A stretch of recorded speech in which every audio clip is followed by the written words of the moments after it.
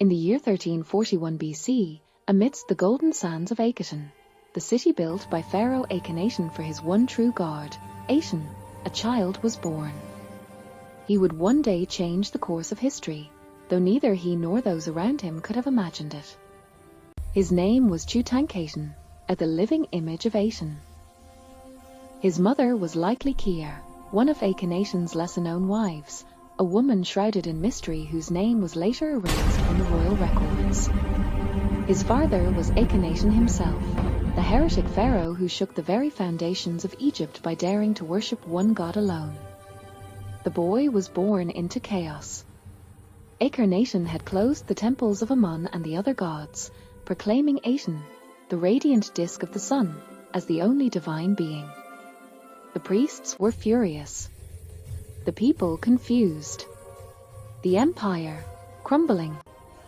Tutankhamun's early years were spent within the walls of Akheton's palaces, surrounded by splendor and decay.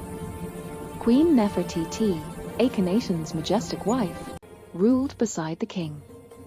But even her beauty could not hide the cracks spreading through the kingdom. He had half-sisters, daughters of Nefertiti. One of them, Ankhesenpeten, would later become both his wife and his companion in fate.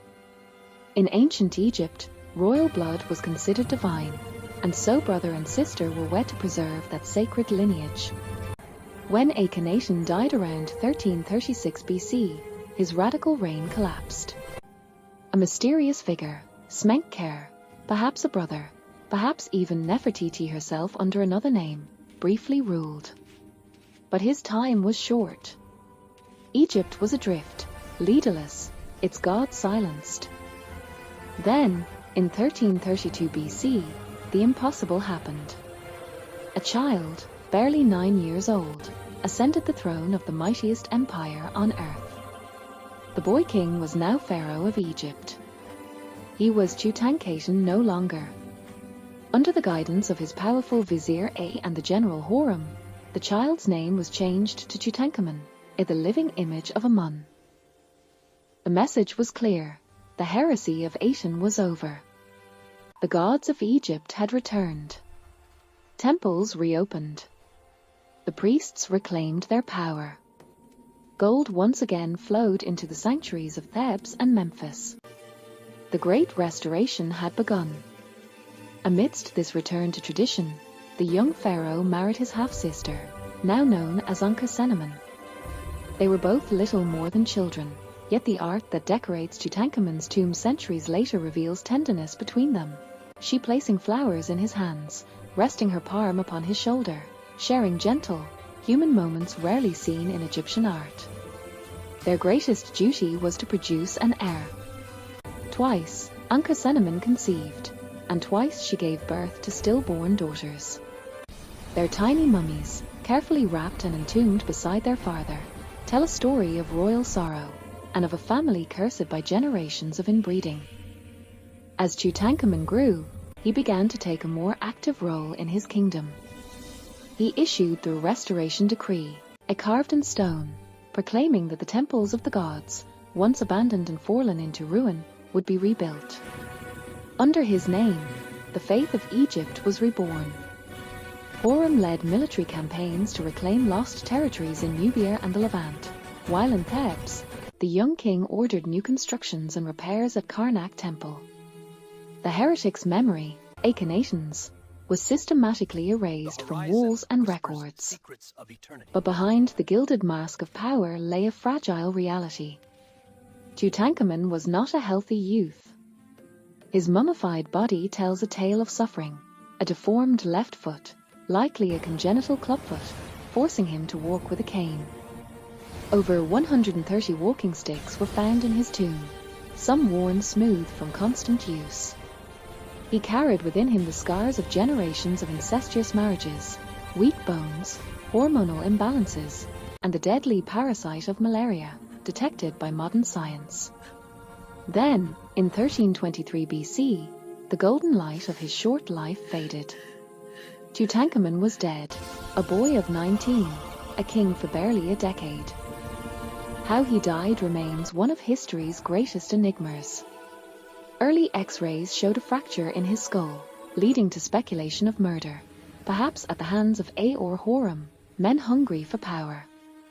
Later scans revealed a severe break in his left thigh, likely from a chariot accident, infected and fatal in a body weakened by illness. DNA tests confirmed the presence of malaria. Perhaps it was not murder at all, but the slow betrayal of his own frail body. His death created chaos. The royal tomb was unfinished. Time was short. In just 70 days, the sacred duration of mummification, the priests and craftsmen prepared a burial in a tomb never meant for a king. Likely intended for a nobleman, perhaps even for A himself, it was hastily repurposed. Within its small chambers, they placed over 5,000 treasures. 4 golden shrines nested one within another. A stone sarcophagus holding 3 anthropoid coffins, the innermost forged from solid gold. And upon the mummy's face, the most iconic artifact of all time, a golden mask, inlaid with lapis lazuli, carnelian, and obsidian, the eternal visage of Tutankhamun. Beside him lay chariots, bows, jewelry, thrones, statues of protective gods, and the tiny coffins of his lost daughters. Even sandals, perfumes, and food for the afterlife were lovingly arranged. A lifetime of royal luxury, sealed in darkness. After his burial, Tutankhamun was quickly forgotten.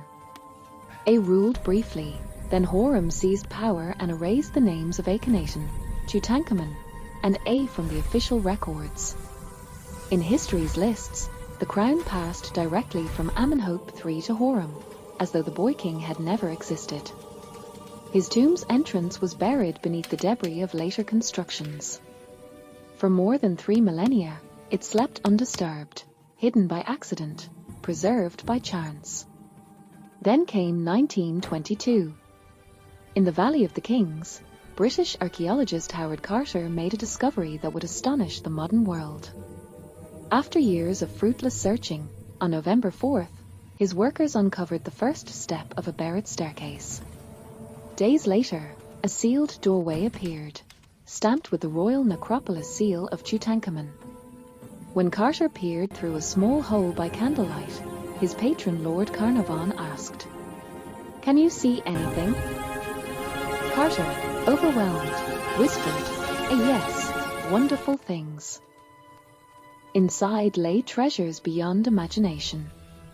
The world had never seen such splendor preserved intact. It took 10 years to document and remove every artifact. Newspapers around the world carried images of the dazzling gold mask. Tutankhamun, once forgotten, became a legend. The myth of the Pharaoh's curse is soon followed, as Lord Carnarvon died unexpectedly months after the tomb's opening. But the curse was only a story. Carter lived another 17 years. What truly survived was not death, but immortality, the immortality of fame. Modern science has since peeled back the layers of mystery. CT scans, DNA analysis, and digital reconstructions have revealed his lineage, his diseases, his deformities. His father was indeed Akhenaten, his mother, one of Akhenaten's sisters, a truth written in his very genes. He was both the product and the victim of divine bloodlines. Today, Tutankhamun rests in the Grand Egyptian Museum near the Pyramids of Giza, surrounded by the treasures that once slept with him in darkness. He ruled for barely a decade. He died a teenager. He was erased from memory for 3,000 years. And yet, Tutankhamun, the forgotten boy king, became the most famous pharaoh of all time. His golden mask, the face of ancient Egypt itself, shines across the ages, a symbol of beauty, mystery, and the eternal power of history. He lived 19 years. But he will live forever.